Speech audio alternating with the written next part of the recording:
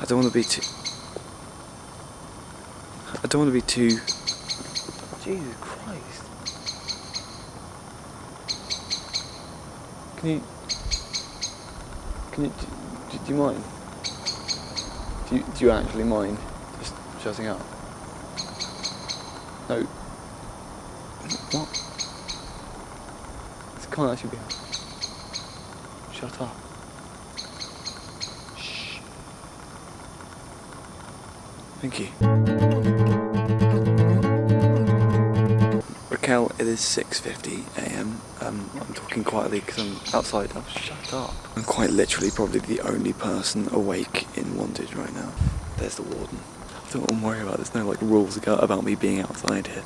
It's a little bit weird. Raquel, I still can't believe how lucky I am to be here. I've spoken to people from second and third years who were here last year, and apparently the novelty never ever wears off. I'm here. I'm spending the next year of my life living here. Seeing it in this light, seeing it dawn, is something I've wanted to do since I came here, and here it is basically.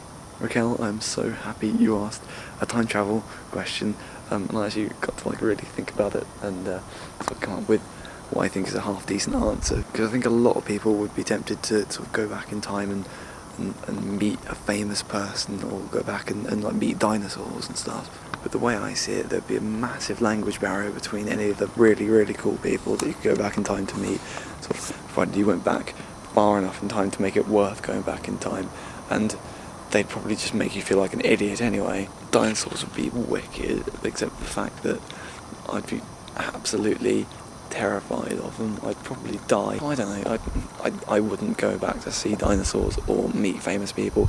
I would go to the future. I hop in the TARDIS and I get the Doctor to take me about 200 years in the future. I think the bells are about to ring.